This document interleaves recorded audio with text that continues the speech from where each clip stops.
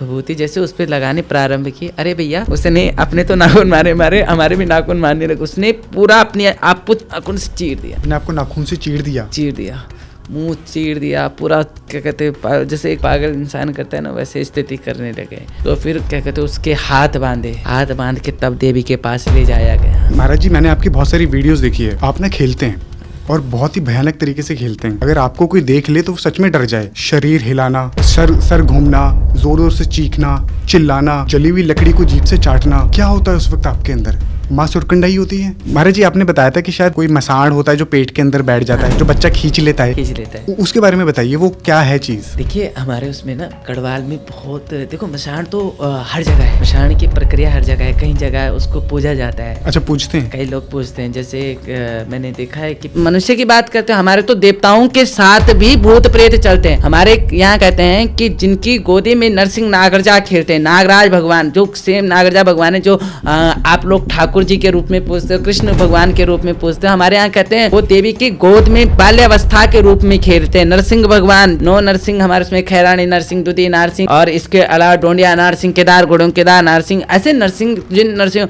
वो देवी ने अपनी भुजाओं में खिला रखे। और चौवन चेड़ा बावन भी किसे कहते हैं, हमारे यहाँ चौवन चेड़ा बावन भी कहते हैं। ये भूत प्रेत, बेताल, शाकनी, डाकनी, कुष्मांडा, ये जितने भी हैं, यक्ष, गंधर्व, राक्षस, किन्नर, ये सब क्या कहते हैं उसमें जो है देवी के साथ चलते। अच्छा, देवी के साथ चलते, हमारे देवी के साथ चलते हैं। महाराज जी, उत्तराखंड कहते हैं परियों का भी देश है। हाँ, बिल्कुल आंचरी मांत्रियां, उन्हें हमारे यहाँ कहते हैं आंचरी मांत्रियां। हाँ, आंचरियां। कई वीडियो में देखा भी है, जब डोली खेलती है ना, कानों में से खून निकल जाता है। तो ये ऐसा तो हो नहीं सकता कि इसको लोग बुलवाते रहेगी। बस वो एक अनुभूति रहती है, उसे हम भी खुद नहीं समझ पाते कि ये हुआ कैसे। आज आप अपने सारे राज खोल रहे हैं।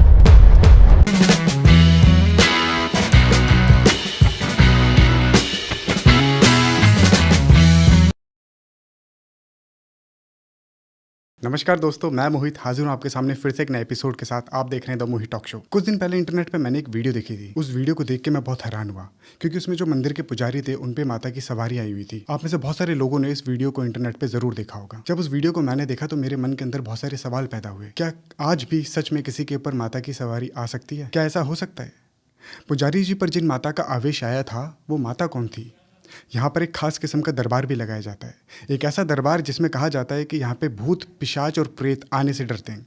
एक ऐसा दरबार जहाँ पे तंत्र विद्या, काला जादू, मारण, मोहन, वशीकरण जैसी आदि क्रियाओं को काटा जाता है। तो मैंने सोचा क्यों ना इन सारे सवालों के जवाब लिए जाए मंदिर के उपासक जी से। तो आज हमारे साथ माँ सुरकंडा देव डोली के उपासक अजय विजातबाड़ जी हैं। नमस्कार महाराज जी। प्रणाम। कैसे हैं आप? साधुवाद, मैं ठीक हूँ, आप कैसे हैं? मैं एकदम ठीक, और आपके आने से एकदम बढ़िया। महाराज जी, सबसे पहले तो बहुत बहुत थैंक यू, आपने हमारे लिए समय निकाला। आप उत्तराखंड से स्पेशल हमारे लिए आए, हमारे पॉडकास्ट के लिए आए, बहुत बहुत धन्यवाद। महाराज जी, आप आते हैं उत्तराखंड से, देवों की नगरी, जहाँ पे देवों का वास होता है। वहाँ पर है माँ सुरकंडा देवी का एक मंदिर। महाराज जी, माँ सुरकंडा के बारे में बताइए, आखिर कौन है माँ सुरकंडा? मैंने सुना है कि 51 शक्तिपीठों में से एक शक्तिपीठ है जहाँ पर माते सती का सिर का अंश गिरा था। तो आप बताइए, क्या है माँ सुरकंडा? देखिए, कहा जाता है कि ये तो सबने सुना है कि जब दक्ष जी ने यज्ञ कराया, माँ सती को आमंत्रण ना देने के बाद जो है माँ सती रुष्ट हो गई और योग माया से अपने शरीर को वहीं पर प्राणांत कर दे। उसके उपरांत जब माता सती जी को भगवान शंकर जी ले जा रहे थे और इस ब्रह्मांड में परिक्रमा कर रहे थे, तो उस उपरांत नारायण जी के सुदर्शन चक्र द्वारा देवी के जहाँ जहाँ अंश गिरे वो शक्तिपीठ कहलाए। उन्हीं शक्तिपीठों में वैसे वर्णन हिंगलाज का भी आता है, और यहाँ पर शक्तिपीठों में उत्तराखंड धाम में श्री सुरकंडा धाम भी आता है। ये मान्यता है कि माँ सती जी का यहाँ पर सिर गिरा हुआ है। और यहाँ यहीं तक सीमित नहीं हो जाता। कहा जाता है कि जिन इंद्र की इंद्रासन को हिलाने में दैत्यों ने पूरा अपना जोर लगा दिया था, पूरे जो दैत्य समाज है, जो असुर समाज है, उन्होंने जब इंद्र को बाहर कर दिया तो व्योमवाणी हुई। व्योमवाणी मतलब आकाशवाणी हुई कि हे इंद्र, जाओ, सुरकुट पर्वत नामक, उत्तराखंड धाम में सुरकुट पर्वत नामक एक स्थान है, उस स्थान पर तुम तप करो, और उस तप के फल से जो है माँ सुरकंडा की कृपा तुम्हें प्राप्त होगी। माँ शक्ति की आराधना करो और शक्ति से तुम्हें पुनः जो है इंद्रासन की प्राप्ति होगी। वैसे ही हुआ। इंद्र की तपस्थली भी कही जाती है। यहाँ भगवती सुरकंडा को वैसे तो सरकुंडा के नाम से जाना जाता है, क्योंकि सुरकंडा तो अब क्या कहते हैं, पर सरकुंडा वास्तव में तो जिसका भगवती की सर की पूजा होती है वो सरकुंडा है। ठीक है, और इंद्र की तपस्थली भी है। ठीक है, ठीक है। महाराज जी, माँ पार्वती और माँ पार्वती का एक अंश है माँ सुरकंडा। जी माँ सुरकंडा आपके अंदर आती हैं? जी। देखिए, अगर विस्तार पूर्वक में समझाया जाए, उसका एक अंश, एक छोटा सा अंश जिसे कहते हैं ना चिंगारी। जी अगर किसी आग को जलाने से पूर्व एक चिंगारी होती है, वो छोटी सी चिंगारी, जी वो एक छोटा सा अंश है जो किसी नर पे भगवान की कृपा प्राप्त होती है। परिपूर्ण शरीर पे किसी देवता का प्रवास नहीं हो सकता। क्यों? ये एक तो कलयुगी जीवन है जी इसके उपरांत ये शरीर जो है मटमैला शरीर है, बहुत ज़्यादा मटमैला। हर तरीके से देखा जाए, नाक से हो, कान से हो, गुदा से हो, हर जगह से मटमैला शरीर है। उस शक्ति का एक अंश जिसे कहा जा सकता है कि उस जगदम्बा के श्री चरणों के एक कर्ण जो है किसी के सर पर गिर जाता है, वो देवी के कृपा पात्र हो जाता है। ये उतना ही है। तो मतलब ये सिर्फ एक अंश है, एक अंश आता है, एक अंश, ठीक वो है, भी बहुत क्षणिक अंश। ठीक है। क्योंकि अगर परिपूर्ण देव कृपा किसी को प्राप्त हो जाए तो शायद उसके शरीर के अलावा जितने वहाँ उपस्थित होंगे उन सभी के शरीर वहीं पर विलीन हो सकते। वो इतनी भयंकर अग्नि है, उसको वो सूर्य से भी करोड़ों सूर्यों के को समान करते हुए, कि आप एक सूर्य कितना तप देता है, लेकिन जगदम्बा का तो तप इतना है कि करोड़ों सूर्य भी अगर सामने आ जाए तो जगदम्बा का तप एक तरफ और करोड़ों सूर्य का तप एक तरफ, इसलिए उसकी एक चिंगारी है। जी ठीक है, क्योंकि मैंने भी सुना था कि माँ का जो वेग होता है वो इतना शक्तिशाली होता है कि किसी इंसान के शरीर में अगर आ गया तो शरीर फट जाएगा। इसी को नहीं संभाल पाते हैं, इसी को संभालना मुश्किल हो जाता है। अच्छा, इस अंश को संभालना मुश्किल हो जाता है। इस अंश को संभालना मुश्किल हो जाता है, क्योंकि हाँ, महाराज जी, मैंने आपकी बहुत सारी वीडियोस देखी है। आप ना खेलते हैं और बहुत ही भयानक तरीके से खेलते हैं। अगर आपको कोई देख ले तो वो सच में डर जाए। शरीर हिलाना, सर घूमना, जोर जोर से चीखना, चिल्लाना, जली हुई लकड़ी को जीभ से चाटना, बहुत भयंकर होता है। तो क्या होता है उस वक्त आपके अंदर? माँ सुरकंडा ही होती है? जी, उसका एक अंश। मैंने कहा ना, क्या होता है कि हमारे यहाँ जागर शैली है जी। हमारे यहाँ जागर शैली में मंडाण लगता है। तो मंडाण में क्या होता है, देवताओं को जिस प्रकार से वेद को गायन होता है उसी प्रकार से मंडाण होता है। तो मंडाण में जागर शैली है, जिस प्रकार से वेदों के मंत्र है उसी प्रकार से सावर मंत्र में जो है सावर शैली है वो। और उस सावर शैली में ढोल की थाप पर और दमों की थाप पर जो है देवताओं का आवाहन किया जाता है। फिर उस आवाहन को जब देवताओं को पुकारा जाता है, बुलाया जाता है, तब देवता वहाँ पर जो है प्रकट होते हैं। वो नर के रूप में वहाँ पर जो है सबको दर्शन देते हैं। किसी भी नर के रूप में आ सकते हैं, ऐसा जरूरी नहीं कि कृपा पात्र कोई भी हो सकता है। लेकिन क्या कहते हैं, उस कृपा पात्र को पाने के बाद उसको संभालना बहुत बड़ी बात होती है। क्यों? क्योंकि ये ऐसी चिंगारी है, मैंने कहा ना, चिंगारी एक पूरे साम्राज्य को जला सकती है। ठीक है, तो ये एक चिंगारी है, और इस चिंगारी को यदि किसी ने काबू कर लिया तो वह जो है उसकी कृपा पात्र रहता है। नहीं काबू कर पाए तो वो इंसान ये मस्तिष्क से खो बैठता है, वो पागल हो जाता है, वो पागल भी हो सकता है। इस फील्ड में है कि अगर किसी पे देवता का वो हो रहा है और उसने उस चीज़ को सात्विक रूप से जिस परंपरा के अनुसार नहीं निभाया है, तो एक ऐसी अवस्था हो जाती है कि वो पागल हो जाते हैं। अच्छा। हमने देखे हैं कई ऐसे पशुआ भी देखे, अवतारी भी देखे हैं, जो दिमाग से फिर बाद में परिपूर्ण रूप से अपने मस्तिष्क में नहीं रहते, जो नहीं संभाल पा रहे उस हाँ, अंश को, वो नहीं संभाल पाते, पागल हो जाएंगे। ऐसा भी होता है कि हाँ, शायद मर भी सकते हैं। होता है, बिल्कुल बिल्कुल, वो अपने कंट्रोल में नहीं रह पाते। अच्छा। फिर वो देवता जब शरीर से वो करता है तो वो सारी एनर्जी को सोख के ले जाता है, जिसमें सोचने समझने की क्षमता खत्म हो जाती है। आपने कैसे झेला हुआ है इतना वेग को, इतनी शक्ति को? ये वैसे हमारे परंपरागत है। मेरे बुढ़ नाना जी, मेरे माता जी के मायके साइड से है माँ भगवती सुरकंडा, तो ये परंपरागत है। मेरे बुढ़ नान जी ने इनकी साधना की, सिद्धि की, आती तो थे सिद्धि की, तो भगवती की कृपा पात्र वो थे। फिर नाना जी हुए, नाना जी से माता जी हुई, माता जी के बाद मैं हुआ। बस। और ये परंपरागत जैसे चलता आ रहा है कि क्या कहते हैं, जिसको उसको पकड़ना होता है। ऐसा नहीं है, चारों भाई में से अगर किसी को, हम 2 बहन 2 भाई हैं, तो चारों में से किसी को पकड़ना होगा, वो उसकी इच्छा है, उसमें किसी पे वो नहीं होता। उसको जिसको चुनना होगा वो उसी को बाल्यावस्था से चुन लेती है। अच्छा। वो बाल्यावस्था से, हमें तो इतना ही पता है क्योंकि मुझे बाल्यावस्था से ही पकड़ रखा, तो मुझे तो यही ज्ञात है कि ये बाल्यावस्था से ही चयनित कर लेती है कि कौन इसका पशुआ होगा, कौन इसका अवतारी होगा। अच्छा, ठीक है। महाराज जी, जब माँ सुरकंडा आपके अंदर आती है, क्या महसूस होता है? शरीर कैसा हो जाता है? कुछ दिमाग में क्या चलता है? कुछ चलता भी है या क्या हो जाता है? जिस समय भगवती का प्रवास होता है उस समय तो कुछ सुध बुध हमारी रहती नहीं है। उस समय तो कोई भी मनुष्य अपनी चेतना में नहीं रहता। वो चेतना एक अलग चेतना है। वो एक परकाया प्रवेश हो गई। वो परकाया प्रवेश जब होती है तो वो व्यक्ति अपने अंतःकरण से हो चाहे वो चित्त से हो, वह एक नहीं हो सकता। वह जो है बिल्कुल ऐसी अवस्था में पहुंच जाएगा जहां पर वो सोचने समझने की क्षमता को ख़त्म कर देता है, और वही चीज़, जो चीज़ शरीर के अंदर प्रविष्ट है, वही चीज़ अपना प्राकट्य दिखाती है। अपना जो भी उसको करना होता है, उस समय हमारी चेतना जो है वो जड़ हो जाती है, बिल्कुल शून्य। अच्छा, शून्य हो जाती है उस समय। सोचने समझने की अवस्था नहीं, कुछ नहीं पता चलता। नहीं, क्या हो रहा है आसपास, कुछ नहीं। कुछ नहीं। ठीक है महाराज जी, मैंने एक वीडियो देखी थी जिसमें कुछ महिलाएं जमीन पे लेटी हुई थी। हाँ जी। वहाँ पे एक देव डोली होती है। हाँ जी। देव डोली वो खेलती है। हाँ जी। उस डोली को उन महिलाओं के ऊपर रखा जा रहा था जी। और शायद आप हाथ से उनको कुछ आशीर्वाद दे रहे थे या कुछ, वो क्या चीज़ है? देखो, वो एक ऐसा है कि माँ भगवती जब पेट में बैठती है तो जिनको निसंतान होते हैं, जिनको संतान नहीं होती है, तो संतान प्राप्ति के लिए जो संतति के लिए आते हैं, तो उनके लिए क्या कहते हैं, वो जब नीचे लेटती है, देवी कहते हैं कि इनको संतान नहीं है, इनको नीचे लेटाओ। तो जब नीचे लेटाते तो देवी उसके पेट में बैठ करके जो उसकी चीज़ें होती है, क्योंकि हमारे यहाँ बहुत सारी चीज़ें, गढ़वाल में बहुत प्रथा है, मशान, जल, भूत, प्रेत, छाया, ये सब चीज़ें बहुत हैं। तो वो पेट को पकड़ लेते, तो वो पेट से खींच करके जो प्रक्रिया, जो नियम धर्म होता है साल भर का, वो नियम धर्म अपनाना पड़ता है, उसके उपरांत फल की प्राप्ति हो जाती है। अच्छा। वो संतति के लिए है, वो उसके अंदर की जो नेगेटिविटी है उसको वो खींचती है। अच्छा। उसके चक्कर में उनके क्या कहते हैं, शरीर को थोड़ा सा मतलब ऐसा हो जाता है कि उनके शरीर में भी ऐसा होता है कि पेट से कुछ निकल रहा है, पेट में कुछ हो रही है, हलचल हो रही है, वो पेट से कुछ निकल रहा है।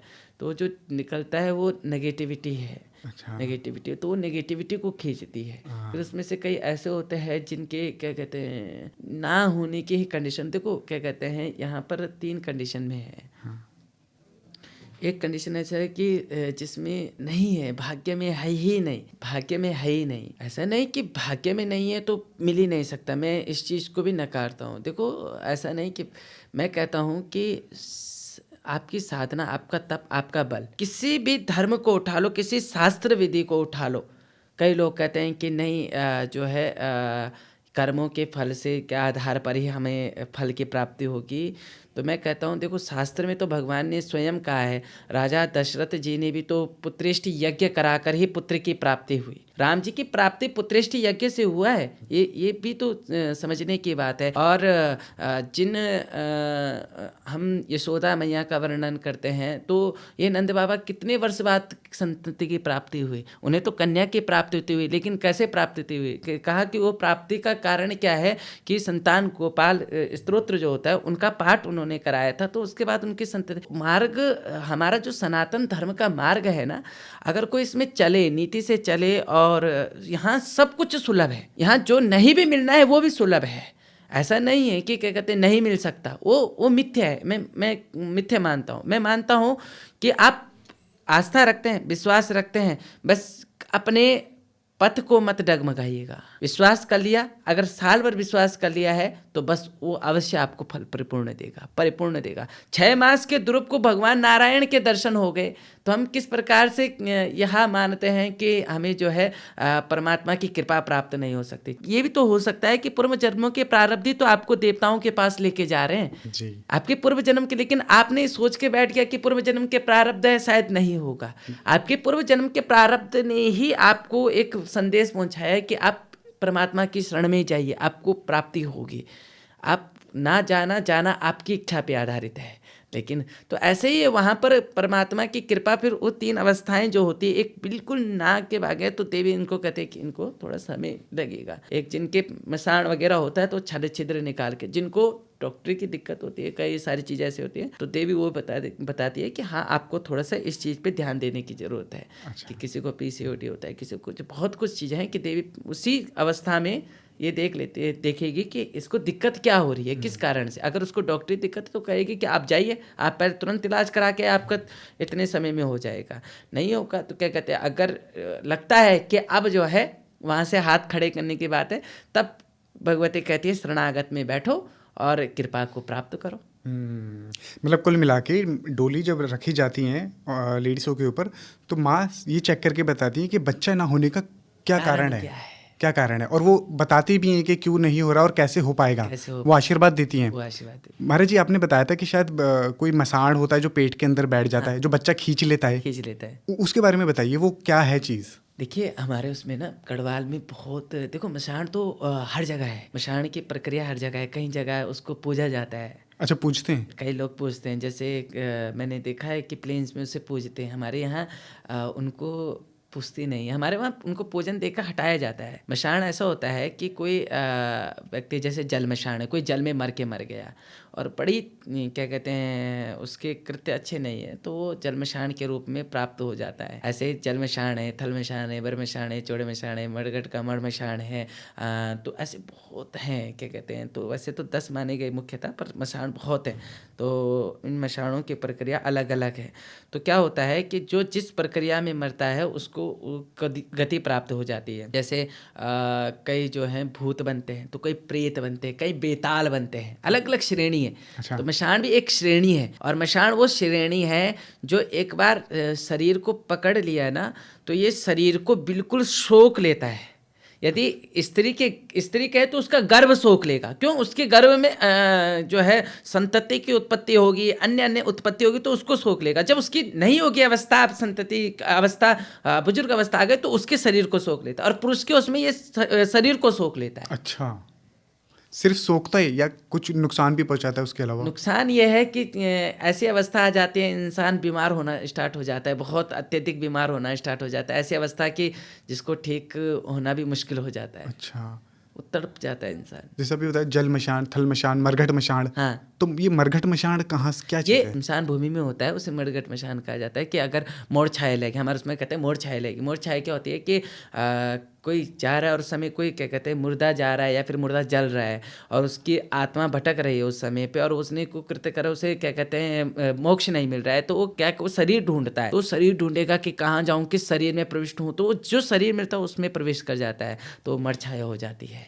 जल में यदि आप क्या कहते हैं जल में स्नान कर रहे हैं, स्नान करने के उपरांत जो है, जैसे गंगा नदी किनारे होता है, हमारे यहाँ गाड़ गदने होते हैं, तो हमारे यहाँ क्या होता है कि गाड़ गदनों में कहा जाता है कि गाड़ गदनों में अगर कोई फिसल गया और उसने क्या कहते हैं जोर से चीख मार दी, तो हमारे यहाँ जो है ये चीज़ें एकदम प्रविष्ट कर जाते हैं। जब वो घबरा जाता है, क्यों, उस समय ग्रह बिल्कुल डाउन हो जाएंगे, और उस अवस्था में वो शरीर में प्रविष्ट कर जाएगा, और जब वो शरीर में प्रविष्ट कर जाता है, फिर उसके बाद दुर्गति होनी स्टार्ट हो जाती है। महाराज जी, जो डोली होती है, क्योंकि मैंने बहुत सारी वीडियोस में देखा है, डोली भी खेलती है, उसे कंधों पे रखा जाता है। हाँ? कंधों पे खेलती है, हाथों से पकड़ा जाता है, तो बहुत सारे लोगों का ऐसा भी कहना है कि ये खेली नहीं जाती है, शायद इसको खिलाया जाता है, इसको कंधों से उठाया जाता है या हाथों का सपोर्ट दिया जाता है।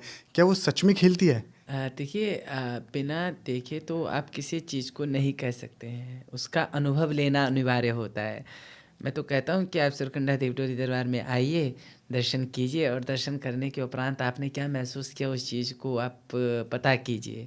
ऐसा नहीं है, देवी स्वयं साक्षात है, साक्षात ऐसे स्वरूप में है जिसका वर्णन करना तो एक मतलब मैं तो ये समझूंगा कि उसका वर्णन कोई कर ही नहीं सकता, इतने दिव्य स्वरूप में है। वो स्वतः ही नृत्य करती है।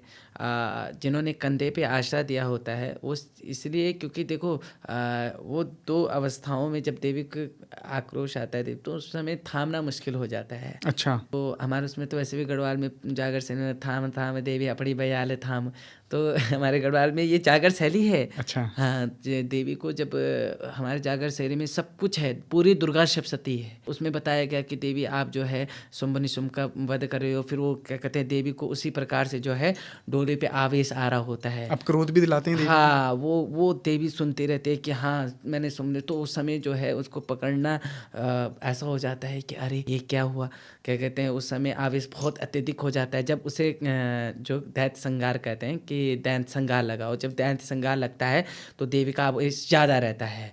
तो दैत्य संगार में यही है कि देवी को याद दिलाई जाती है पुरानी प्रथाओं को, और उसमें जागृत स्वरूप आता है। अच्छा, जो डोली है उसमें वजन कितना होता होगा? मतलब ये समझिए कि 70-80 से ऊपर है। 70-80 किलो? 1 क्विंटल तो मान के चलिए। क्योंकि जब मैंने कई वीडियो में देखा भी है, जब डोली खेलती है ना तो कानों में से खून निकल के आता है। निकल जाता है। तो ये ऐसा तो हो नहीं सकता कि इसको लोग खुद जानबूझ के कर रहे हैं, क्योंकि कौन अपने कानों में से खून निकलवाएगा? उसको थामना मुश्किल। मैंने क्या कहा, लोगों के देखो जिह्वा दी है बोलने के लिए और स्वाद के लिए, दो चीज़ हाँ। के लिए, ठीक है ना। हाँ। अब या तो इससे स्वादी, या तो क्या कहते बोले जा सकते हैं स्वादी रखा जा सकता है। दोनों काम एक साथ नहीं हो सकते। हाँ, हाँ। तो ये जो जिह्वा है, इसको तो कोई भांति भांति चीज़ों से वर्णन करता है। कोई इसको देवी की स्तुति गाकर करता है, तो देवी की निंदा करके गाता है। गाता तो है ना। सही बात। मैं तो एक चीज़ मानता हूँ कि वो देवी का नाम तो स्मरण कर रहा है, उतने में मोक्ष है। और फिर रही बात डोली की, तो डोली पे क्या कहते हैं कोई ये संदेह नहीं कर सकता है कि जिनके कंधों पे नाचते उनके कंधों के हाल जब दिखने को मिलते हैं तो पता लगता है। निशान पड़ जाते होंगे? निशान पड़ जाते हैं, बिल्कुल। ठीक है। जो दरबार है वहाँ पे बहुत सारे लोग भी तो आते होंगे, और किन किन समस्याओं को लेकर लोग आते हैं? जैसे कि भूत प्रेत, पिशाच, कोई साया लग गया हो, या फिर किसी के ऊपर तंत्र, काला जादू, टोटका, वशीकरण, मारण, मोहन, इन सब क्रियाओं को लेके ये ऐसे केसेस कुछ आते हैं? बहुत हैं, बाल्य अवस्था से देखते आ रहा हूँ। अच्छा। इतनी है कि अगर सुनाने आ जाऊँ तो फिर तो पूरी रात हो जाए, इतनी है। अच्छा, इतनी। तो कुछ बताइए ना जिसपे कोई काला जादू किया हो, या फिर कोई भूत प्रेत का साया हो, जो बहुत आप भी देख के हैरान हो गए होंगे कि यार ये तो मैंने पहली बार देख रहा हूँ। पहली बार तो फिर तो एक वशीकरण का एक बहुत वो है, एक है बहुत ज़्यादा। और जहाँ तक मैं मानता हूँ कि वशीकरण का सबसे ज़्यादा तंत्र जो है मयोंग की साइड ज़्यादा है। तो मयोंग से एक केस हुआ है हमारे साथ में कि एक लड़की है, तो वो लड़की पैन्युली थी। गुरुजी रिक्वेस्ट, पहले तो थोड़ा सा मयोंग के बारे में बताइए, क्योंकि मैंने जहाँ तक अभी सुना है मयोंग तंत्र का बहुत खतरनाक एक गढ़ माना जाता है। मयोंग और उत्तराखंड। कामाख्या भी बोलते हैं। हाँ, कामाख्या शाम। कामाख्या, और कामाख्या से फिर एक अलग हटके मयोंग, जहाँ पे मयोंग शायद, आई थिंक। हम कामाख्या से थोड़ा सा और आगे है, वही है। कहते हैं वहाँ का बच्चा बच्चा काला जादू करता है, जानता है, इंसान को जानवर में बदल देखो देता काला है। जादू हमने बनाया है, काला जादू हमने बनाया है। अच्छा। शक्ति सब एक है, काला और क्या कहते हैं सफेद हमने बनाया है। ये क्या कहते हैं, ये भगवान की प्रणाली नहीं है। भगवान ने जो तंत्र दिया वो अच्छे के लिए दिया था, चाहे वो गुरु गोरक्षनाथ जी के तंत्र से हो, चाहे फिर बंगाली तंत्र से लेकर हो, या उत्तराखंड तंत्र से लेकर हो। ये हम लोगों ने किया है कि किसी के मिसयूज के लिए प्रयोग कर लो काला जादू हो जाएगा, और किसी के क्या कहते हैं सदुपयोग के लिए कर लो सफ़ेद जादू हो जाएगा। तो ये तो क्या कहते हैं काला जादू और सफ़ेद जादू हम लोगों ने बनाया है। नहीं तो जादू तो क्या कहते हैं, ये तो एक तंत्र तो एक है ही। तंत्र अपने आप में श्रेष्ठ है। और लोग कहते हैं कि तंत्र से परमात्मा की प्राप्ति मोक्ष का साधन नहीं, लेकिन मैं ऐसा नहीं मानता। तंत्र किसी के लिए सदुपयोग का प्रयोग करो तो आप सदगति को प्राप्त हो सकते हो।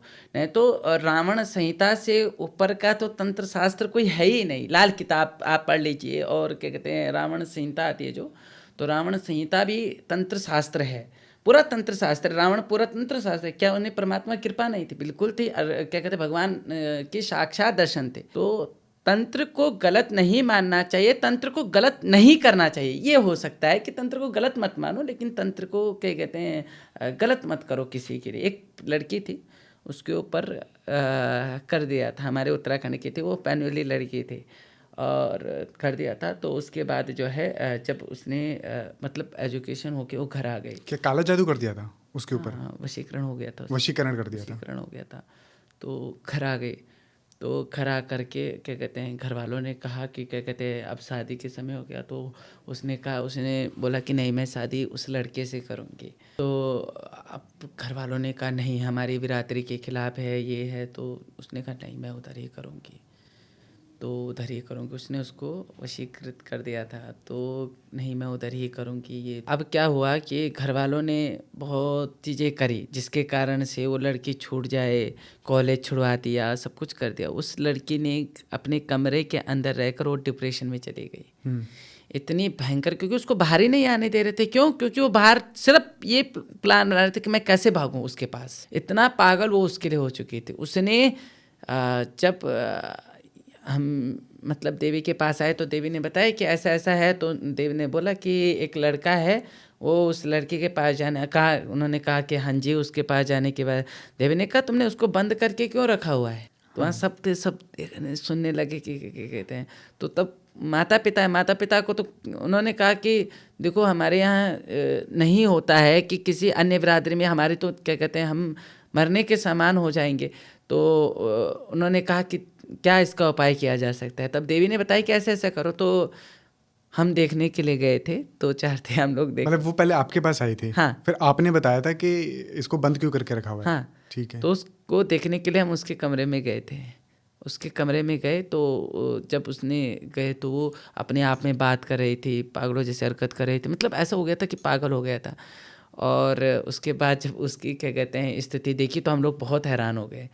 तो जिस समय फिर हमने कहा कि उसके लिए पूजन का विधान रखा। पूजन का विधान रखने के लिए जैसे हमने भगवती का नाम का मैंने विभूति जैसे उस पर लगाने प्रारंभ की। अरे भैया, उसने अपने तो नाखून मारे हमारे भी नाखून मारने लगे। उसने पूरा अपने आप को नाखून से चीर दिया। अपने आप को नाखून से चीर दिया? मुंह चीर दिया पूरा। क्या कहते हैं जैसे एक पागल इंसान करता है ना, वैसे स्थिति करने लगे। तो फिर क्या कहते हैं उसके हाथ बांध के तब देवी के पास ले जाया गया। तब देवी ने उसको उल्टी करवाई। जब उसके शरीर से वो चीज़ निकल गया, वो जो मल निकल गया, तो इतना भयंकर निकला जिसके कोई।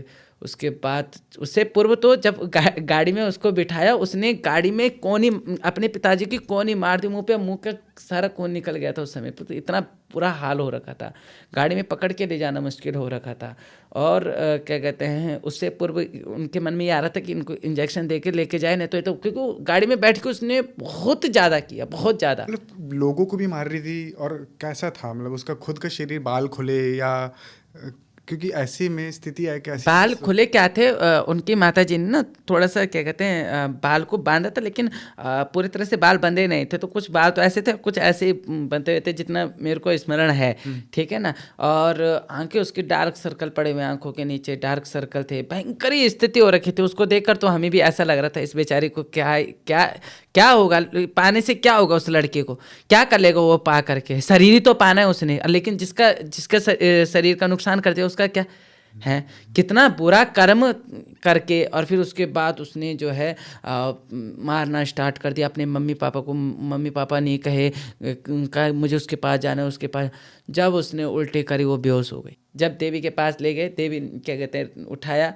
तो फिर क्या कहते हैं उठाने के बाद जो है देवी ने उसको पहले तो 2 छतर मारने के बाद जो है उसके ऊपर अपना आशीष रखा। आशीष रखने के बाद जैसे ही सर का उसने उल्टी करनी स्टार्ट करी। इतनी उल्टी करी कि उससे बेहोश हो गई। अब बेहोश हुई तो अब क्या करें। फिर उसको जैसे होश आया, तो होश आने के उपरांत तब जाके वो बिल्कुल थोड़ी सी सही हो गई। फिर धीरे करके उसका जो बंधन था, नियम 6 महीने का परहेज चलाया। उस 6 महीने के नियम से आज वो बच्ची बिल्कुल सुरक्षित है। तो जो वशीकरण था वो किसने किया था?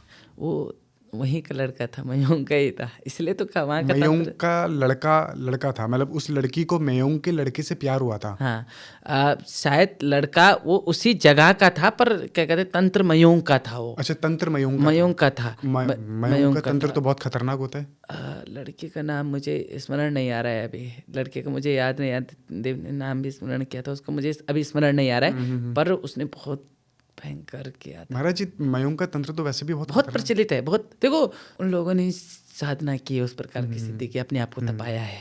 फिर उन्होंने अपनी पीढ़ियों में इस चीज़ को बताया है कि हाँ बच्चों इसका है।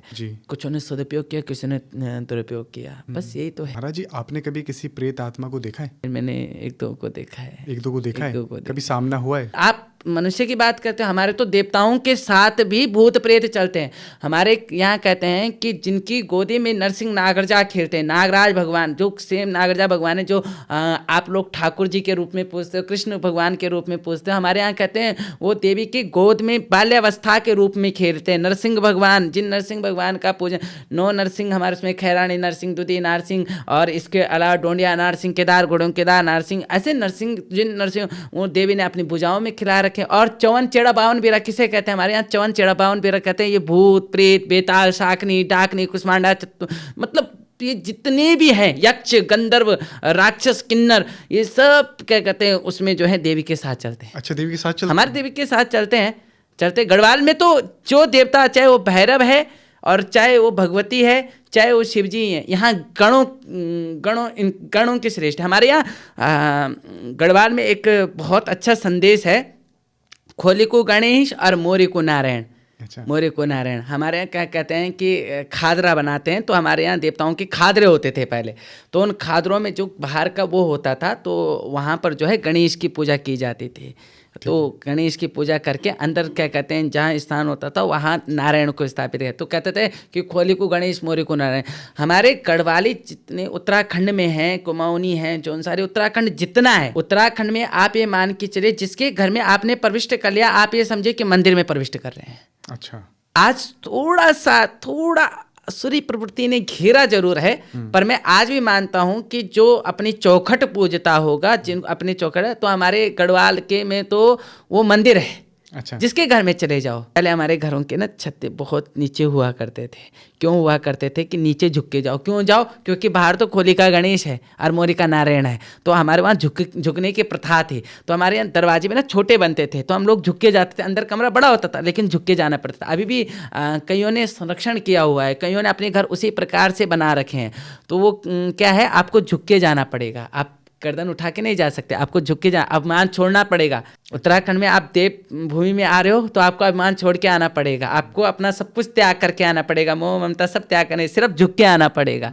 और जब आप झुकना सीख गए तो अंदर आपको इतनी बड़ी पद श्रेष्ठी मिलती है कि वहां आकर आपको परमात्मा की प्राप्ति हो जाती है। ये उत्तराखंड है महाराज जी। उत्तराखंड कहते हैं परियों का भी देश है। हाँ बिल्कुल बिल्कुल। आंचरी मांत्रियाँ, उन्हें हमारे यहाँ कहते हैं आंचरी मांत्रियाँ। आंचरी मांत्रियाँ, हाँ आंचरियाँ। परियां कैसे देखी आपने कभी? आंचरी, मांत्रियाँ, डांकनी। एक बार मैं जा रखा था, किसी का पूजन करने जा रखा था, तो पूजन करते करते हुआ क्या कहते हैं, मतलब ऐसा हो गया कि हमारे उसमें क्या होता है कि जो जिसने पूजा करा दी उसको जाना पड़ता है, और दूसरा व्यक्ति जो पूजा करे उसका अलग रास्ता हो जाता है, 2 अलग अलग रास्ता हो जाता है। क्यों? वो उसको छोड़कर सब अलग रास्ते हैं। और वो लोग तो चले गए, मेरे लिए दूसरी गाड़ी हो रखी थी, व्यवस्था हो रखी थी। अब मैं दूसरी गाड़ी पे, इधर का रास्ता मेरा था, उधर का रास्ता उनका था, वहाँ ऊपर जाना था। कहाँ से कौन जाएगा, क्या कहते हैं, वहाँ पर जैसे आसन उठाने लगे, मुझे एक आवाज़ आने लगे, पायलों की आवाज़ आने लगे, तो मैं समझ गया कि ये चीज़ें जो है आंचरी मांत्रियाँ हैं। क्यों? क्योंकि हमारे वहाँ आंचरी मांत्रियों की यही पहचान है कि अगर आपको खींट के पर्वत के नीचे अगर कोई पायल की आवाज़ या गुनगुनाने की आवाज़, मधुमक्खियों के बीनने की आवाज़ आ रही है तो रुक जाओ, रुक जाओ। वहाँ पर कोई शोर मत करना, कोई हल्ला मत करना। आसन लगा के बैठ गया। जब आसन लगा के बैठा, क्योंकि गुरु कृपा तो थी, गुरु कृपा से ज्ञान की प्राप्ति भी थी, तो जिस चीज़ की ज्ञान की प्राप्ति थी, आसन पता था कि आसन सर्वश्रेष्ठ है, आसन में कोई चीज़ छेड़ नहीं सकती है। तो और वो भी देवियाँ हैं, और हमारे वहाँ उनके द्वारा हरे गए व्यक्ति जीतू बगड़वाल जैसे हो गए। जीतू बगड़वाल की आप कहानी हिस्ट्री अगर आप सर्च करोगे ना तो मिल जाएगा आपको। बहुत हैं, माधव सिंह भंडारी हो गए, इसके अलावा बहुत हैं ऐसे जिनको क्या कहते हैं आंचरियों ने हर रखा है। अच्छा।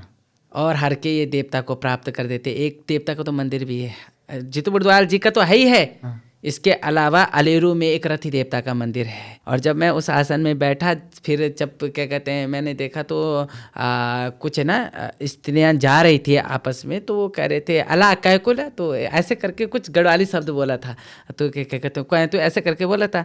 अरे तो क्या कहते हैं ऐसे करके देखा तो मैंने आवाज़ नहीं दी, क्योंकि मुझे पता था आवाज़ देकर नहीं देना है, तो मैं चुप था। फिर मेरे को ना थोड़ी सी झपकी लगी, तो मुझे ऐसा लगा कि सुबह हो गई, कि वो भ्रम हो रहा था, वो भ्रम था, वो सुबह नहीं तो भ्रम हो रहा था।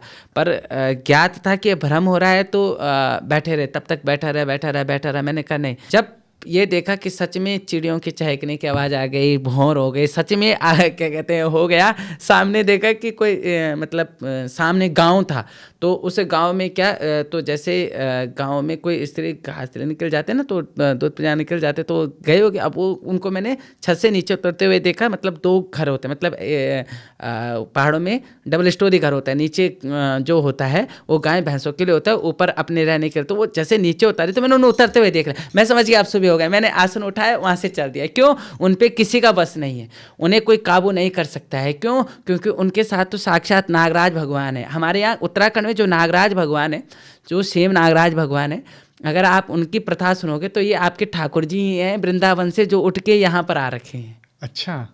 ठाकुर जी ने जब सारी लीला कर दी थी तो ठाकुर जी अपने वैकुंठ को चले गए। कहा वैकुंठ कहाँ बसा? का से मुखे में। भगवान जी श्री कृष्ण जी कहीं और थोड़ी ना गए, वैकुंठ में गए। आप जब कहानियाँ सुनोगे तो रमोलाओं के यहाँ अपने लिए जगह मांगी भगवान ने। इतने वहाँ तो लीला रची, यहाँ उत्तराखंड में भी लीला रची।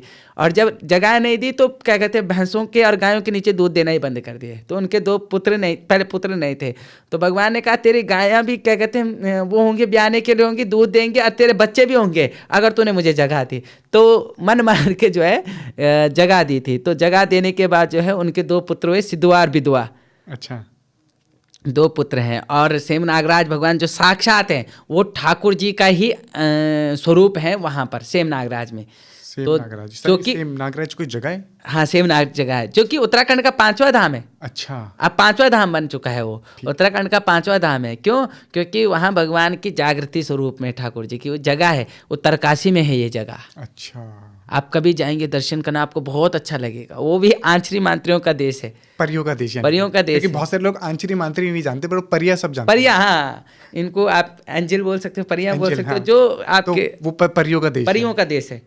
परियों का देश वैसे खेंट है। अच्छा। लेकिन पहाड़ों में आप कहीं भी चल जाओ, किसी पर्वत में चल जाओ, एक प्रचलित कहानी बताता हूँ कि एक बारात जा रही थी, अभी भी है। अच्छा। अभी भी वो पेड़ मौजूद हैं। तो क्या कहते हैं, बारात जा रही थी तो ढोल नंगाड़े बज रहे थे। तो ढोल नंगाड़े, तो आंचरियों का रथ चल रहा था। आंचरियों ने देखा, क्योंकि वो ढोल नंगाड़े ऐसे शोर शराबों में ज़्यादा प्रविष्ट करती हैं, तो आंचरियों ने देखा कि क्या कहते हैं, उन्होंने पूरी बारात को हर लिया। इतना कि पूरी बारात कोई पत्थर बन गया तो कोई पेड़ बन गया। अभी भी है ये कहते वहाँ अभी भी है कि वहाँ पर पेड़ बन रखे। बारात पेड़ बन गई और पत्थर बन गए। पूरी बारात पेड़ बन रखी है। तो क्यों ऐसा करा? क्योंकि उनको जहाँ मतलब ऐसे शोर, उनको ना ये संगीत बहुत पसंद है। परियों को अब संगीत पसंद है। वो देवलोक की अप्सराएं हैं, उन्हें अप्सराएं भी कह सकते हो। देवलोक, वास्तव में देवलोक की अप्सराएं, जिसे आप उर्वशी, रंभा इनको कहते हो, तो यही है वो। अच्छा। यही है वो, उत्तराखंड में ही है, कहीं बाहर नहीं है। उत्तराखंड, स्वर्ग कहाँ है? उत्तराखंड है। इसीलिए थोड़ी स्वर्ग कहा गया उत्तराखंड को, इसीलिए कहा गया क्योंकि यहाँ वास्तव में है। वास्तव में तो ये उर्वशी, रंभा ये सब है। अब भाई साफ सीधी बात है, जहाँ संगीत होंगी तो इनका नृत्य अवश्य होगा। तो जहाँ नृत्य होगा तो नृत्य के साथ साथ में ये जो है जिनको इन्होंने दर्शन दिए होंगे तो ये पुनः दर्शन देने योग्य नहीं छोड़ती है, उसके बाद ये हरी लेती हैं। तो ये है इसका तथ्य है कि उनके बाद तभी तो जब ऐसा कभी कोई नौबत आए, ये उत्तराखंड आप कभी जाओ तो सावधानी बरत के जाओ। ये वास्तव में देवताओं का देश है। अच्छा, मतलब आप ये कह रहे हैं कि अगर किसी ने परियों को देख लिया तो फिर दोबारा नहीं देख पाएगा, शायद वो पत्थर का बन जाएगा या पेड़ बन जाएगा, उसका शरीर या तो हर लेंगे। अच्छा, हर लेंगे। ठीक है। महाराज जी, आपके पास बहुत सारे लोग आते हैं, अपनी अपनी कहानियाँ, अपनी बातें बताते हैं, अपने दुखों को बताते हैं, और आप उनकी सारी समस्याओं को सुन के उन्हें समाधान भी बताते हैं। मैंने एक वीडियो में देख रहा था जिसमें आप उन्हें बता रहे थे कि मैं आपका डिवोर्स का केस चल रहा है, इस डिवोर्स के केस को आपको थोड़ा खींचना है। हाँ। फिर एक ज़मीन का केस भी मैं देख रहा हूँ। हाँ। ये सब चीज़ें आप देखते कैसे हैं? कैसे आप बताते हैं उन लोगों के बारे में? आपको क्या अनुभूति होती है? क्या कुछ दिखाई देता है? कोई आवाज़ सुनाई देती है? ये ऐसा होता है ना कि जो डोली है, तो हम प्रश्न करते हैं उनसे, भगवती की डोली से, कि ये क्यों परेशान है, क्यों आ रखा है।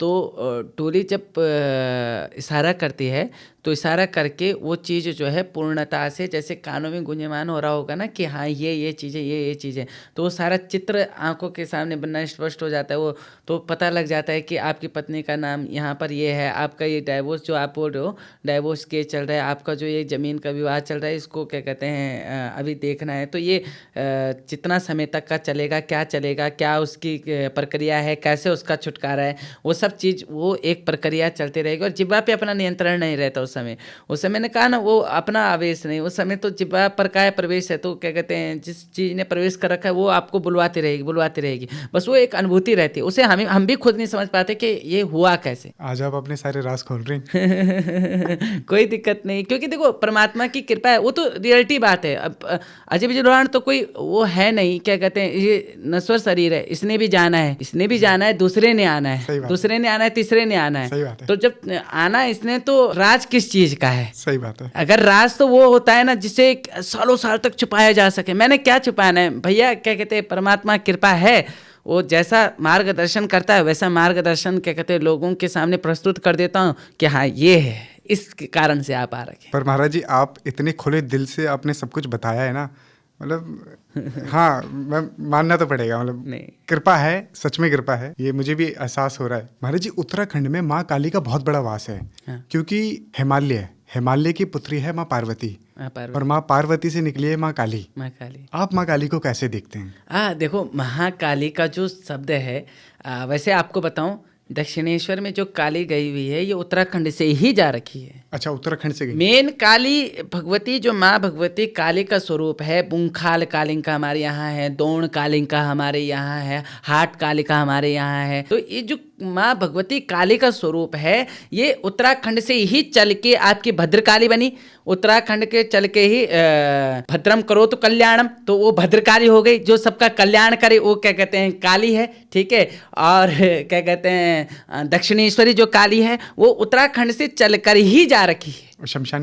शमशान काली उत्तराखंड की है। काली का स्वरूप ही उत्तराखंड में है। उनका नाम जो विभाजन हुआ अन्य देशों में, जिसने शमशान में पूजन किया तो शमशान काली के रूप में मतलब प्राकट्य हो गई। यहाँ जो है दक्षिणेश्वर में जो है परमहंस जी ने जो है भगवती की उपासना करी, तो दक्षिणेश्वर, जबकि एक रानी ने की थी, लेकिन उनके स्वप्न मार्ग से चलते हुए और उसके बाद जो है भगवती ने जो है परमहंस जी को सौभाग्य दिया। ठीक है, तो ऐसे ही काली का जो प्रादुर्भाव है, ये प्रादुर्भाव उत्तराखंड से ही है। मेन काली की उपासना, अगर माँ काली की उपासना कोई करना चाहता है तो उत्तराखंड में ही उसकी, क्योंकि आपने जिन कालिदास का वर्णन सुना होगा, आपने कालिदास की रचित पढ़ी होंगी, ठीक है ना, जिन्होंने क्या कहते हैं बहुत सारे रघुवंश लिखे हुए हैं और बहुत सारे क्या कहते हैं लिखे हुए हैं, मनुस्मृति। तो ये सब क्या कहते हैं, जो कालिदास जी थे वो कहाँ के थे?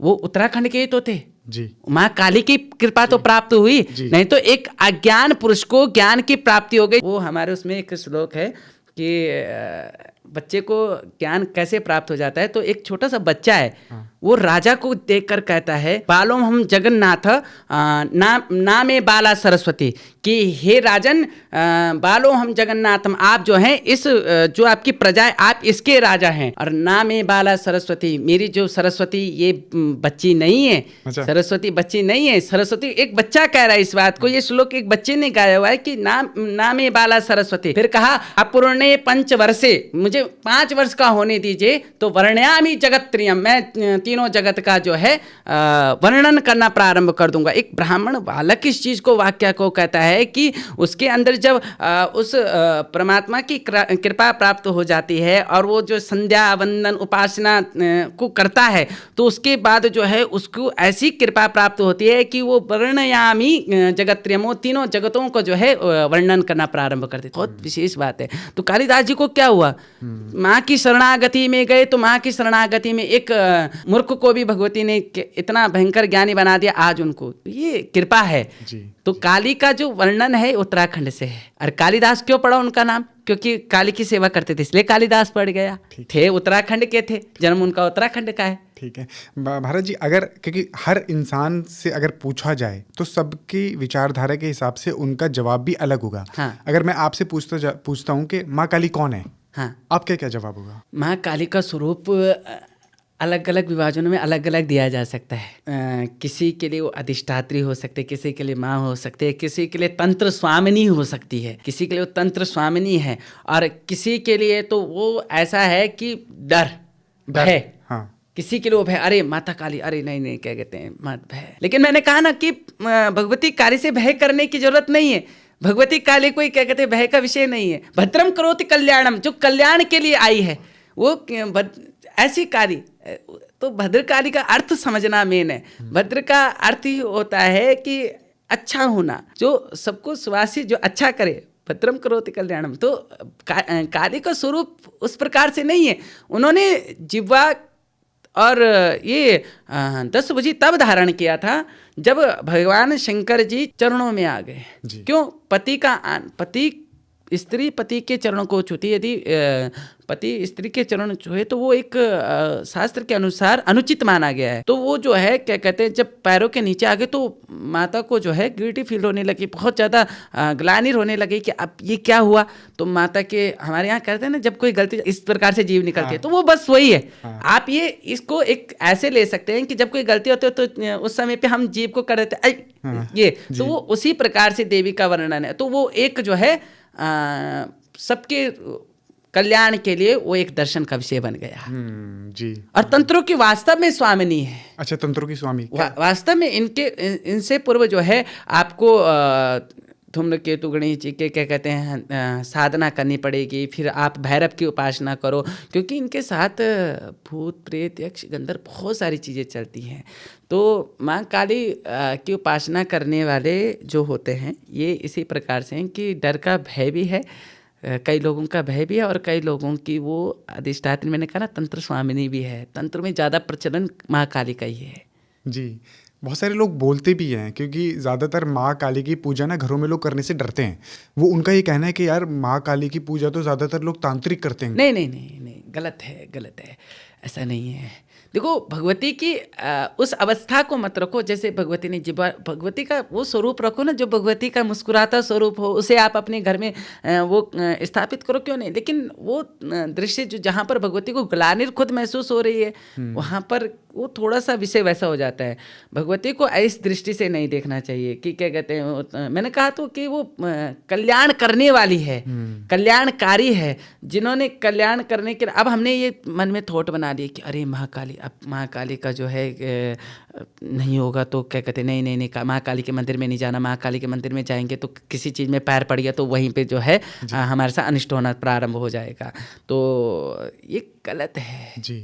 उसको तो सौम्य स्वरूप है जी। अगर कोई माँ काली की उपासना करे ना तो बहुत सौम्य स्वरूप है। और आपको एक चीज़ बताता हूँ, कलयुग में माँ काली की साधना सबसे आसान है। माँ काली की कृपा प्राप्त करना सबसे आसान है, सबसे आसान। यदि कोई कृपा प्राप्त कर सकते हो माँ काली, क्योंकि कलयुग में माँ काली का ही वास इस समय है। वास्तव में देखा जाए तो इस कलयुग को जो कलिकाल का जो काल चल रहा है उसमें माँ काली का ही आशीर्वाद है, अन्यत्र किसी का नहीं। ठीक है, तो महाराज जी थोड़ा बता भी दीजिए हमारे दर्शकों को कि कैसे माँ काली की साधना सही तरीके से की जाए। देखो, माँ काली को ना आप लोग, मैंने कहा ना कि जिस दृष्टि से पूजेंगे वैसे ही। अगर आप तंत्र की दृष्टि में, तो तंत्र में बहुत से विधान हैं, लेकिन अगर आप उनको तो एक सौम्यकरण से आप भगवती की उपासना करें। सौम्यकरण से जब आप भगवती की उपासना करते हैं, गंध अक्षत पुष्प से करते हैं, तो वो आपके सामने ऐसे प्रस्तुत होगी जैसे एक माँ।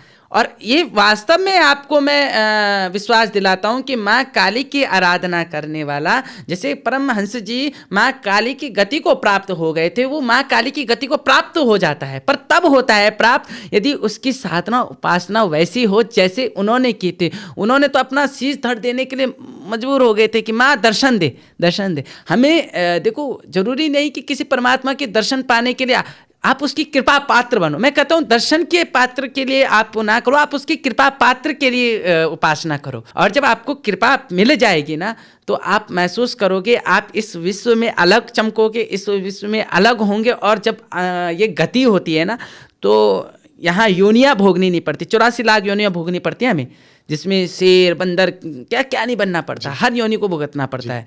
तो हमें किसी योनि में जाने की आवश्यकता नहीं जी। फिर वो परम गति को प्राप्त हो जाता है। जी जी, ठीक है महाराज जी। जैसे बहुत सारे लोग हैं माँ काली की पूजा करना चाहते हैं, करते भी हैं, पर कई लोग इसमें ना अनुभव होते हैं। हाँ। लोग कहते हैं कि जब भी हम माँ काली की साधना करने जाते हैं तो हमें अनुभव नहीं होते। कुछ लोग बोलते हैं हमें अनुभव होते हैं पर डरावने अनुभव होते हैं, क्योंकि माँ की साधना में उनके टेस्ट भी होते हैं, माँ की योगिनी, जोगिनी, डाकनी। हाँ बिल्कुल। देखो वो चीज़ें परीक्षाएं लेती हैं। क्या परीक्षा लेती हैं कि जिस साधना को, मैंने क्या कहा, अगर आप उनके दर्शन के अभिलाषी हैं तो भैया इन चीज़ों से गुजरना पड़ेगा। आपके कभी हुए टेस्ट? कभी आपने? कुछ चीज़ें हमें कैमरे के आगे अलाउडेड नहीं है, लेकिन क्योंकि हर चीज़ कैमरे के आगे नहीं खोल सकते हैं, लेकिन मैं एक चीज़ कहता हूँ कि इन चीज़ों से भी गुजरना पड़ता है। यदि आपको उसके कृपा पात्र बनना है तो भैया देखो उसके लिए हर चीज़ को, क्योंकि राजा भी योग्य सेवक ढूंढता है जी। राजा भी योग्य सेवक, तो वो सबसे पहले क्या करेगा, अगर वो जो है किसी क्या कहते हैं मल्ल युद्ध के लिए ढूंढ रहा है, किसी योद्धा को ढूंढ रहा है, तो वो पहले अपने जो मल्ल योद्धा के लोगों होंगे उनको भेजेगा, जाओ जरा उसको फर्क क्या हो, ठीक है ना, तब उसको मेरे पास लेके आना। फिर उसको जब क्या कहते हैं वो जीत जाता है, अगर उसने जीत के फिर उसको राजा जो है अपने हाथ से मेडल पहनाता है ना। तो ऐसी भगवती की उपासना है कि भगवती काली की उपासना करने वाले, काली काली महाकाली काली के परमेश्वरी सर्वा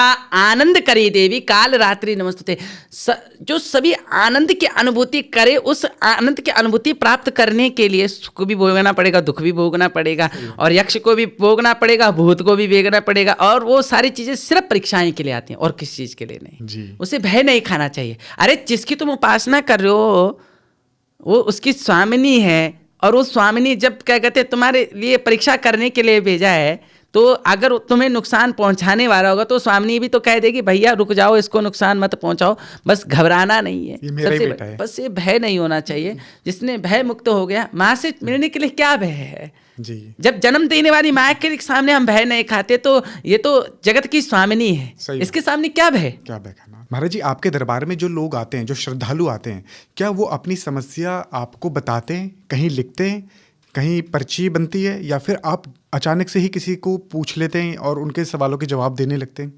देखो किसी पूछा नहीं जाता वहाँ। अच्छा, पूछा नहीं जाता? नहीं जाता वहाँ। देवी जिसको चयनित करेगी उसको आगे आना है। अच्छा, अपनी समस्या कोई बताता नहीं है, बताएगा नहीं। वहाँ देवी को पूछा जाएगा ये क्यों आ रखा है, तो बोलते कि हाँ इस कारण से आ रखा है, ये इसका विषय है, तो तब उसके सामने प्रस्तुत किया जाता है आप इस विषय के लिए आ रखे हो, इसका निजात ये है, आप इसको कीजिए, आप इसको फॉलो करोगे, आपको लाभ मिल जाएगा। आप उनसे बिना पूछे आप उन्हें बता देते हैं? हाँ, जिस विषय के लिए आ रखे हो। ठीक है महाराज जी, भागेश्वर धाम सरकार है, धीरेन्द्र कृष्ण शास्त्री जी, उनके दरबार में जब भी कोई आता है तो वहाँ पर पर्ची बनाई जाती है, चिट्ठी लिखी जाती है। धीरेन्द्र कृष्ण शास्त्री जी सामने वाले को एक पर्ची बना के बताते हैं कि तुम्हारा भूत भविष्य वर्तमान क्या है। आप बिना लिखे, बिना पूछे उनके बारे में बता देते हैं, तो क्या आपकी सिद्धि उनसे बड़ी है? देखो किसी को भी कम नहीं आंकना चाहिए। देखो वो साधना का है, हमें अपने पूर्वजों से भी प्राप्त है, फिर ये देवभूमि है, ये उनके साधना मार्ग है, उनके साधना मार्ग से उन्हें कृपा प्राप्त हो रखी है। तो मैं तो क्या कहते हैं किसी का भी जो है वो नहीं करता। मैं कहता हूँ कि ठीक है, अपने अपने मठों में आप अपने आप श्रेष्ठ हैं, जो जिस मठ का होगा वो श्रेष्ठ है ना। तो क्या कहते हैं उत्तराखंड की अधिष्ठात्री देवी भगवती राजराजेश्वरी सुरखंडा देवी चंद्रवदनी कुंजापुरी है, तो वो अधिष्ठात्री देवी हैं, ठीक है। वहाँ के क्या कहते हैं बालाजी सरकार हैं, तो वो अपने अधिष्ठात्री। तो किसी की सिद्धि कम नहीं होती, किसी की सिद्धि ज़्यादा नहीं होती, बस ये भाव होता है कि मनुष्य के प्रति उसकी भाव क्या है, बस सिद्धि ज़्यादा कम नहीं होती है। हाँ, कौन कितना करता है वो उस पर निर्भर करता है, जो उसका उपासक होगा, जो उसका पशुआ होगा, वो बात है, बस अन्यत्र कुछ नहीं। ठीक है, वो क्या कहते हैं उनकी जो सिद्धि है वो पर्चे पे लिखने वाली सिद्धि है, वो भगवान हनुमान जी की कृपा से प्राप्त है, वो साधना से प्राप्त है। जो अखंड उत्तर हो वही तो उत्तराखंड है, तो उत्तराखंडी तो अखंड है, नहीं तो हर जगह तो विभाजन हो गया। अब तो धीरे धीरे देख रहे हैं कि उत्तराखंड में भी बहुत सारी चीज़ें ऐसे प्रयास कर रहे हैं परिवर्तन की, कि नहीं भटकने ना दिया जाए, पर जिस हद तक हो पाएगा उस हद तक कर पाएंगे। शरीर जब तक साथ देगा, परमात्मा ने जब तक प्राण दे रखे हैं, जितनी सांसें दे रखी हैं, तब तक के लिए प्रयत्न करेंगे अपने सनातन धर्म के लिए, हिंदू धर्म के लिए। बस अब बाकी तो माँ सुरकंडा की जैसी कृपा होगी।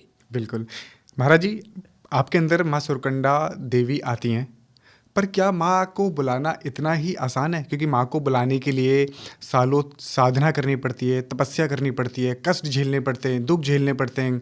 माँ की साधना में बहुत सारे टेस्ट होते हैं, परीक्षाएं होती है। माँ की योगिनी जोगिनी डाकनियाँ परीक्षाएं लेने आती है, बुरे अनुभव होते हैं। इतनी सारी चीज़ें करने के बाद माँ के कहीं दर्शन होते हैं। आपको कैसे माँ ने चुना? आपको क्यों इतनी जल्दी दर्शन हुए और आपके अंदर ही माँ क्यों वास कर रही है? देखो, मैंने क्या कहा, ये परमानेंट किसी पे फिक्स नहीं होता कि ये क्या कहते हैं किसी पे भी आ जाए। ये हवा है, ये कभी भी किसी पे भी जा सकती है। अब क्या है, बाल्यावस्था में तो क्या कहते हैं मैंने कोई साधना करी नहीं होगी। मैं स्पष्ट कहता हूँ भैया, जो है बाल्यावस्था में तो कोई साधना करी नहीं। बस एक भगवान का नाम मुझे आता था, हमारे यहाँ मंदिर है, मैं नित्य प्रतिदिन वहाँ जाया करता था। तो बस क्या कहते हैं, जो कृपा है तो ये पूर्व जन्म का प्रारब्ध भी है। ठीक है, प्रारब्ध भी है। उस प्रारब्ध की कृपा भी तो अभी इस जन्म में मिलनी है जी। और वो कैसे मिलनी है, क्या मिलनी है, वो इसी प्रकार से मिलती है। पूर्व जन्म का प्रारब्ध क्या है, यही तो है। हो सकता है कि पूर्व जन्म में किए गए मेरी कुछ चीज़ें, अभिलाषाएं भगवती के प्रति छूट गई थी, वो इस जन्म में वो अपने समीप रख के वो पूर्ण कर रही है। हो सकता है। हाँ, और बाकी जैसे जैसे होश आया, तो होश आने के बाद जैसे जैसे चेतना में आया कि नहीं, भगवती का मार्ग एक जो सन्मार्ग है, ये सन्मार्ग में जो है क्या कहते हैं भगवती की उपासना अनिवार्य है, भगवती का ध्यान अनिवार्य है, संध्या उपासना अनिवार्य है। तो उस ओर मुड़ गए, तो उस ओर मुड़े तो ज्ञान वो प्राप्त होने लग गया। तो ज्ञान तो वो प्राप्त हो गया। लेकिन मैं कृपा और इसको अलग मानता हूँ। मैंने क्या कहा, एक मूर्ख को परमात्मा के स्पर्श से ज्ञान प्राप्त हो जाता है, ठीक है ना। अगर थोड़ा बहुत भी कुछ भी, मैं ये सोच रहा हूँ कि जो कुछ आज है वो मेरा नहीं है। मैंने कहा ये शरीर छूट जाएगा, लेकिन उसने हमेशा रहना है। और अतल बुतल, तलातल, रसातल, महातल, ये सारे, चाहे वो 7 लोक ऊपर 7 लोक नीचे हो, कहीं पर भी आप नाप लो, वो हर जगह मिलेगी। हर जगह भू भुआ स्वा महाजना तपा, हर जगह मिलेगी। ऐसा कोई लोक नहीं जहाँ इस भगवती का वास नहीं, हर जगह भगवती है। और शक्ति की उपासना करना अनिवार्य है। और ये सुरकंडा उसी स्वरूप में है। और बाल्य अवस्था में अगर प्राकट्य हुई तो इसका तथ्य तो हम भी नहीं समझ पाते, ये हुआ कैसे, क्या हुआ, पर कृपा मिली है तो सोचता हूँ संरक्षण हो जाए। जैसा जैसा मेरे से हो पाता है वैसे वैसे करने का प्रयत्न करता हूँ। क्या बात है महाराज जी। असम गुवाहाटी में एक मंदिर है, माँ कामाख्या टेम्पल। माँ कामाख्या 51 शक्तिपीठों में से एक शक्तिपीठ है माँ कामाख्या, जहाँ पे माता की योनि की पूजा की जाती है। उत्तराखंड में भी एक शक्तिपीठ है, 51 शक्तिपीठों में से एक शक्तिपीठ माँ सुरकंडा देवी मंदिर। कामाख्या में पशुओं की बलि दी जाती है। वहाँ भैंसे की, बकरे की, कबूतर की, मुर्गे की, मछली की, इनकी बलि दी जाती है। तो क्या सुरकंडा में भी बलि दी जाती है? पहले होता था। पहले होता था पशु बलि। देखो, पहले इसलिए होता था, जो कारण है उसका भी कारण है। पहले इसलिए होता था क्योंकि पहले अब तो केरल, भाई हमें पता है नारियल तो केरल में ही मिलते हैं जी, श्रीफल नारियल वहीं मिलते हैं। तो देवी को प्रसाद में क्या चढ़ाया जाए। तो उस समय क्या होता था कि जो जनजाति होते थे उनके पास क्या होते थे, भेड़ बकरियां बहुत ज़्यादा होती थी, ये चीज़ें बहुत ज़्यादा होती थी। तो लाखों की हज़ारों की कागार में होती थी। तो वो क्या करते थे, भगवती को कहते थे कि हमें सुख संपन्न रखने के लिए हम इसको भेंट आपको स्वरूप में चढ़ाते हैं। ठीक है। अगर पूर्व से पूर्व की बात करें तो नरबलि भी हुई है। नरबलि भी हुई है। पूर्व में, पूर्व सुरकंडा में नहीं कह रहा हूँ मैं, पूर्व में कह रहा हूँ। लोगों ने नरबलियाँ भी की हैं जी। नरबलियाँ भी हुई हैं। अपने बच्चों को बलि के स्वरूप में देवी के आगे प्रस्तुत कर दिया जाता था। पहले तो ये भी हुआ है। तो उस समय भगवती को चढ़ाने के लिए जब कोई क्या कहते हैं, वो साफ सीधा एक छोटा सा प्रसंग ले लो। ये प्रसंग तो सबको पता होगा, राजा बलि का, कि जब भगवान ने 7 लोग ऊपर 7 लोग नीचे नाप दिया, तीसरा लोग कहाँ, तो अपना सर दे दिया कि लो भगवान क्या कहते हैं मेरे सर पे रख लो, और क्या कहते हैं यहीं जो है। तो भगवान ने जो है रखते हुए, सर रखते हुए उनको जो है 1 लोक प्रदान कर दिया।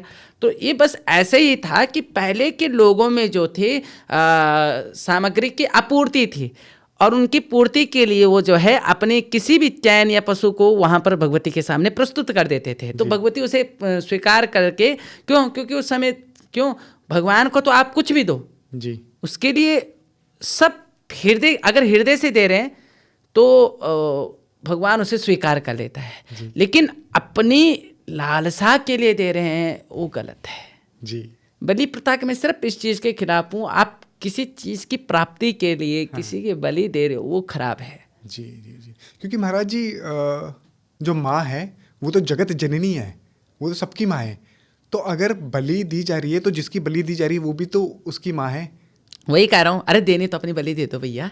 अपनी जब देवी को प्रसन्न, इससे बड़ा भैया, इससे बड़ा प्रश्न क्या है। हाँ। आप किसी को ले लो, चाहे क्या कहते हैं ये बहुत हैं ऐसे जिन्होंने रामकृष्ण परमहंस जी से लेकर हो, और एक का नाम मुझे स्मरण नहीं आ रहा है, ज्ञानू भगत। ज्ञानू भगत ने भी अपनी अपनी क्या कहते हैं गर्दन दे दी थी। अरे भैया बलि देने का शौक है तो इसको दे दो ना, इसको अर्पण कर दो। सही बात है। पत्र पुष्पम फलम तोयम, क्या कहते हैं, जो उसको दे दोगे वो स्वीकार है, तो अपना दो ना। सही बात है। क्यों किसी क्या कहते हैं हिंसा कर रहे हो किसी पशु के, मुझे अटपटा सा लगता है। अब जिसकी जैसी इच्छा, इस पे फिर बहुत गहन विचार होंगे, तो बहुत प्रश्न उठाने वाले भी होंगे कि अरे ये क्या बोल दिया। पर ये एक बात सोचने की है, पीड़ा उसको भी है, पीड़ा उसको। आप किसी बकरी के या फिर किसी के ना पैर पे चोट मार के देखो, पूरे दिन पर चीखती रहेगी। सात्विक बलि दे सकते हैं।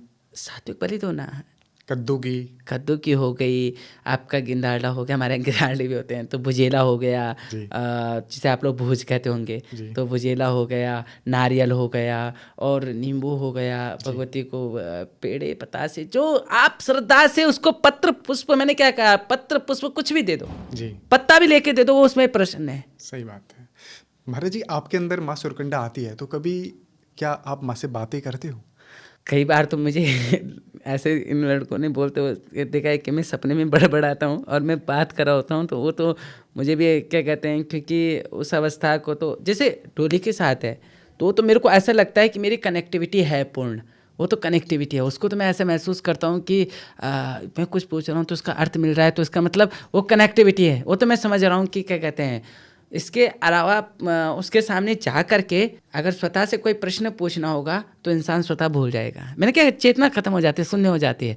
पर मुझे कई बार इन लोगों ने कहा है कि मैं सोते हुए बात करता हूँ, सोते हुए क्या कहते हैं आपस में बड़बड़ाता हूँ, तो थोड़ा सा कि तो किससे बात करते, तो थोड़े से ये लोग भी ये कहते हैं, जो मेरा शयन कक्ष है, तो कहते हैं कि जैसे हम किसी के घर पर चले गए, मैं तो शयन कक्ष अलग है, लेकिन जैसे किसी बाहर में चले गए तो वहाँ जो है मध्य रात्रि में देवी के पास सोना है, तो मैं क्या कहते हैं बोलता रहता हूँ कुछ ये बात कर रहा, तो वो कहते तू बोलते क्या हो आप बोलते क्या हो, पूरी क्या कहते हैं रात कुछ ना कुछ ये बोला ये बोला, वो बल्कि क्या कहते हैं रिकॉर्ड, फ़ोन पे रिकॉर्ड करके भी रखते कि ये बोले थे, और मैं अगले दिन ये बोलता हूँ कि मैं वास्तव में बोलता हूँ। पर महाराज जी, ये तो नॉर्मली आम इंसान के साथ भी होता है, क्योंकि सोते हुए कई बार लोग नींद में बड़बड़ाते हैं, कुछ बोल देते हैं, तो ये तो ठीक है, नींद वाली बात हो गई। वास्तव में तो मैंने कह तो दिया कि वो कनेक्टिविटी हो सकती है। हाँ। पर जो मैं बड़बड़ाता हूँ उसका मतलब ऐसा लगता है कि मैं किसी बात कर रहा हूँ। ठीक है, कभी आपको याद रहता है कुछ बात की हो, याद नहीं रहता? असत्य मेरे से होता नहीं, क्या कहते हैं, तो वो चीज़ क्या कहते हैं, मैंने आज खुली आंखों से कभी बात करी है? कनेक्ट, मैंने कहा तो डोली से। ठीक है। हाँ। कभी माँ को देखा है आपने? माँ सुरकंडा को देखा है आपने? इस चीज़ को उजागर करना, तो बस ये है कि आपके भक्त लोग हैं, आपसे प्यार करते हैं, जानना चाहेंगे आपके और माँ के बीच में कनेक्शन क्या है? उसका स्वरूप बहुत सौम्य है, जो देखना चाहेगा उसके मतलब एक समय तो हमने उसे बाल्यावस्था में ही देखा है, बालिका स्वरूप में जो दर्शन किए हैं भगवती के, और एक दो बार ये ऐसा हुआ है कि हमने जब ऐसे दर्शन किए होंगे, अन्यत्र ज़्यादा समय नहीं हुआ है। हाँ। बस एक दो समय हमारे साथ बहुत विचित्र घटना हुई कि शरीर सुन्न पड़ा है, बिस्तर में पड़े हैं, वो कन्या जा रही है, खिलखिला रही है, बहुत सुंदर स्वरूप है, इतना सुंदर स्वरूप आज तक देखा नहीं, क्या है क्या नहीं है, बल्कि मैं तो उसके सोच कर ही मतलब एकदम निशब्द हो गया। ऐसा है, भगवती का स्वरूप है। ये सुंदर स्वरूप की बात हो गई माँ सुरकंडा की। अगर बात करें माँ काली की, तो माँ काली को आपने कभी देखा है? माँ काली ऐसे देखो, मैं सबको एक ही रूप में मानता हूँ। हाँ। मैं जब भी नाम लेता हूँ तो हम क्या कहते हैं मंत्रों को उच्चारण करते हैं, तो हम मेरे एक ही अभिलाषा है कि मैं किसी कामाख्या मंदिर चले जाऊँ, या फिर अभी मैं वैष्णो देवी भगवती के दर्शन करने गया था, तो मैं वहाँ माँ सुरकंडा को ही देख रहा था। अच्छा। तो मेरे को तो वही दर्शन हो रहे, तो मेरी क्या गलती है, मैं क्या कहते जा रहा हूँ, मुझे वहीं पर वही दर्शन हो रहे हैं। ठीक है, हाँ, मंदिर अलग अलग है, महल अलग अलग बन रखा है भगवती का, लेकिन अलग अलग स्वरूप में मुझे बस ये देखिए सिंहासन में वही बैठे, तो उसमें महाकाली को भी देखूंगा, तो जैसे इन लोगों ने क्या कहते हैं दर्शा रखा है कि भगवती का विचित्र रूप है, तो मैं देखता हूँ कि हाँ, तो अगर श्याम वर्ण में देवी है तो श्याम वर्ण में सुरकंडा ही है, श्याम वर्ण में सुरकंडा ही है, तो मैं तो उसको उसी स्वरूप में देखता हूँ कि श्याम वर्ण में सुरकंडा ही है। क्या बात है। महाराज जी, आप कभी गए कामाख्या? अभी नहीं गया हूँ। ठीक है। महाराज जी विचार है। अच्छा, विचार है, आज्ञा उसकी है। ठीक है, बहुत जल्द मैं भी सोच रहा हूँ, मेरा भी मन है जाने का, देखो माँ कब बुलाती हैं। महाराज जी बहुत अच्छा लगा आपके साथ बातें करके, बहुत बहुत धन्यवाद। बहुत सारी चीज़ें नई सीखने को मिली है, माँ के बारे में पता चला, डोली के बारे में पता चला, परियों के बारे में पता चला, मशाणों के बारे में पता चला, माँ काली के बारे में पता चला। बहुत अच्छा लगा आपसे बात करके। आपका भी साधुवाद, आपकी संपूर्ण टीम का साधुवाद, और जितने भी आपके दर्शक हैं उन सबका साधुवाद। बहुत बहुत प्रणाम प्रणाम। महाराज जी, हमारे जो दर्शक हैं वो बहुत प्यारे हैं। एक बार आप अगर कहेंगे हमारे चैनल को सब्सक्राइब करने के लिए तो शायद वो माने आपकी बात। मैं संपूर्ण विश्व के लोगों को यही सचेत करता हूँ कि अब उठ जाओ, जाग जाओ, क्योंकि अब जो है निंद्रा बहुत हो गई है, और जब तक निंद्रा से जागोगे नहीं तब तक के असलियत का भान नहीं होगा। उसके लिए आप सनातन संस्कृति में जागृत हो जाइए, और सनातन संस्कृति का जो ये चैनल है इसे आप फॉलो कीजिए, सब्सक्राइब कीजिए, और इसके अलावा और क्या होता है, लाइक कीजिए तो द मोहित टॉक शो। हाँ, क्या, the Mohit talk show, the Mohit talk show.